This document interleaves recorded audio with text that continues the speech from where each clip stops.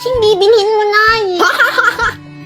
Hola, Rinola! Bili na sa dalaga! Dito sa akin makakamura ka! Bili na! Bili na! Doon tayo, makakamura daw. Ante! Dito na! Bili na! Meron kami lahat ng kailangan mo. Basta mura. Siyempre naman, murang-mura at bagong-bago. May cellphone ba kayo dyan? Naghanap kasi ako ng cellphone, yung mura lang sana. Ay, siyempre, madam, meron kami yan. Ayan, tamang-tama. Sige, pabili ako. 1.5 lang. 1.5? 1.5? Mura na, madam. Mura. Sa tingin mo, makakamura ako. 1.5? Baka mapapamura ako sa sobrang mahal. Grabe naman, madam. O siya, sige. Kukunin ko na. Ayun, kukunin na rin pala. Akin na. Ayan. 200 na lang, ha? Ay, hala. Masyado kang mahal magtinta. Madam! Madam! Ay! Uy, lugi tayo dito. Oy! Nakshi! Nawawala ka ba? Wow, laruan! Oy! Uy, tindan niyo po ba ito, Manong? Manong! Naka-crop top? Blood na hair na may bangs? Manong! Ay, ate pala. Oo, tinda ko yan. 25 pesos lang yan. Ulo lang to ng dinosaur. Wala naman yung katawan na mahal-mahal naman. Mura na yan. Wala na po bang tawad to? So, sige, bawasan mo ng 5. Ayun! Ito po, ate, dos. Hay! Bakit dos? Sabi niyo po, bawas ng 5 eh. Ako marunong sa math? 25. 2.5. Babawasan mo ng 5. Dito po, parang di ka naman nag-grade 2 eh. Ay, oo nga. Ah, hindi. Saan yung bata? Ayoko na magtinda. What's up mga chong? Ngayong araw, sinimulan kong unti-untiin ang pag-aayos ng mga gamit ko para sa aking munting palasyo. Aba syempre, may oras tayo. Sinusulit ko lang naman tong linggo dahil online class kami. Kaya kailangan i-go ang pwedeng i-go. Di go. Okay na to. At dahil nga unti-unti na ako naglilipat ng mga gamit, kailangan kong linisin yung ano. Yung ano? Basta, itong kwarto. Itong kwarto kasi na to, magiging studio ko rin siya. Studio? Oo, para dito na ako gumagawa ng mga content ko. Syempre, dahil kwarto nga rin siya, dito na rin ako matutulog. Pero bago ang lahat, kailangan ko muna tong linisin. Kaya naman tinanggal ko muna lahat ng gamit na nandito sa loob para mas madali natin siyang malilinis. Ako lang pala kasi hindi naman kayo kasama naman maglilinis naman. Pero bago natin simulan ang formal na paglilinis, sobrang okay. Kailangan muna nating uminom ng tubig kasi sobrang init naman ngayon. Parang di naman nag-grade to yung araw na. At bukod na sa sobrang init na yung panahon, sobrang init na rin ng ulok sa mga butiking naninirahan dito sa kwarto. Grabe naman ang pag-uugali. Kala mo nabigyan ng karapatan para magdumi dito sa kwarto na to. Ito nga, inumpisahan ko na yung pagwawalis para mapagpag yung mga dumi nila. Tapos sinundan ko na ng pagpupunas dito sa mga alikabok naman. Para namang hindi nag-grade 5. Alam niyo, sobrang nakaka-stress maglinis. Pero at the same time, nag-i-enjoy ka pa rin. Uy, sobrang arte mo na. Naiinis sa'yo. Go. Ayan, inayos ko na yung pwedeng ayusin dito sa loob. Okay na to. Alam niyo yung hindi okay? Itong bintana ko mga chong, sobrang dumi. Nakakairita tong mga butiki. Hindi porket mukha akong butiki, welcome na kayong mga butiki dito sa kwarto. In-invite ko ba kayo para magdumi dito? Eto nga't sobrang nahirapan ako sa mga tuyong dumi ng butiki. Kaya ay talaga, pakapagpag ko talaga naiinis. Ngayon alam ko na yung mga hirap ng mga nanay natin kapag naglilinis sila nung bata tayo talaga. Pagkatapos ko magpagpag ng mga kung ano-ano dito sa bahay, pinasundan ko na ng pagpupunas ng basang-basahan dito sa mga sulok-sulok dito para naman talaga matanggal yung alikabok. Grabe, parang puro na pala ako reklamo dito sa video na ito, no? Sige na, bukas na lang ulit. Okay na to.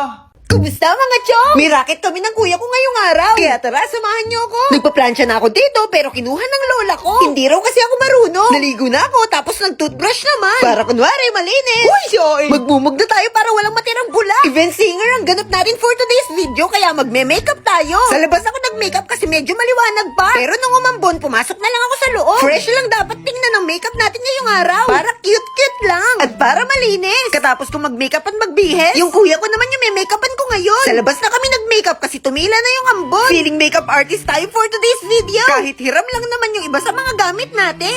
Maganda naman yung kinalabasan. Marunong na nga talaga tayong mag-makeup. makeup. Eto nga pala ang outfit ko for today's video. Oh, di ba mukha talagang raketero? Syempre, magdadala tayo ng bag. Kasi di ba yung pupuntahan natin? Pwede tayo mag-sharon. Uy, Joy! Aalis na kami. Gagamitin namin yung motor ng ate. Pero chinek ko muna kung may gas. At may kaunti pang ang gas. Kaya sasadsad pa kami sa pupuntahan namin. Lalarga na.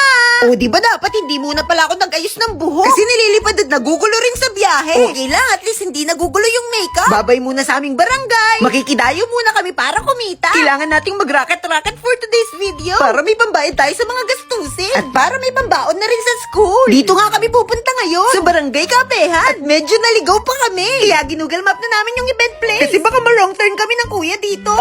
Salamat sa mapa, natagpuan na namin. Grabe, ang ganda dito. Pang mayaman yung place. Halos lahat ng sasakyan ay kotse. Kami lang nga tayo nakasingle na motor tapos konti pa yung gas.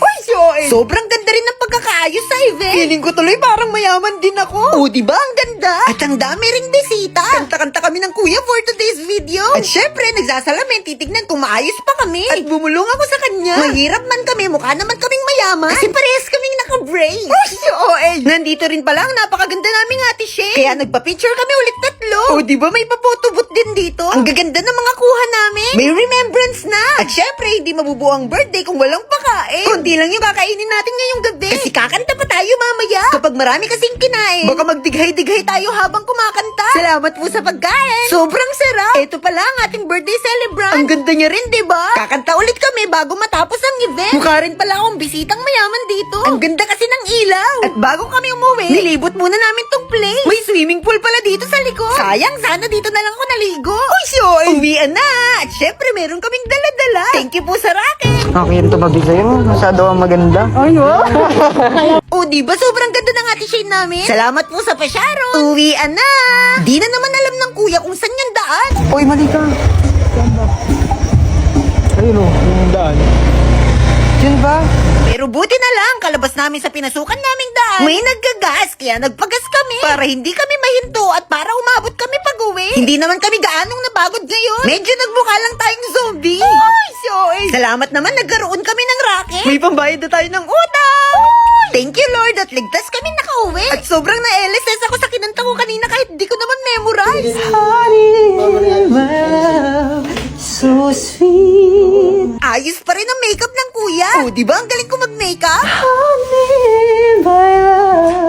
So sweet. Wala, grabe na addict na ako sa kanta na yun. O siya, sige, uwi na ako kay Lola. Baka kakakanta ko ng Honey My Love So Sweet, mapadaginipan ko pa. Nandito na ako. Binuksan ko na ang pinto. At kinumusta ko muna tong pusa ko. I-kiss natin siya bago tayo mag-bless kay Lola. Bless po! Akala mo naman ang tagal namin hindi nagkita. O siya, hanggang dito na muna. Magpapahinga na tayo. Tuloy ang buhay. Bye-bye! Ama, bilang mo naman ako ng cellphone. Kahit yung mumurahin lang po. Ma, ako rin gusto ko. Anak, pasensya ka na, pero isa lang ang kaya ko bilhin. Yung kuya mo muna bibilang ko. Okay po. Anak? Anak? Anak? May pasalubong ako para sa'yo. Wow, talaga ma? Oo, ito. Wow, salamat ma. Ama, nasan po yung para sa akin? Anak, wala kang pasalubong. Para lang kasi ito sa kuya mo. Sa susunod ka na lang ha? Okay po ma. Ama, invitation nga po pala para sa graduation namin bukas. Huwag ka po mawawala dun ha. Anak, recognition din kasi bukas ang kuya mo. Mas marami siyang award kaya doon muna ako pupunta sa kanya. Ganun po ba?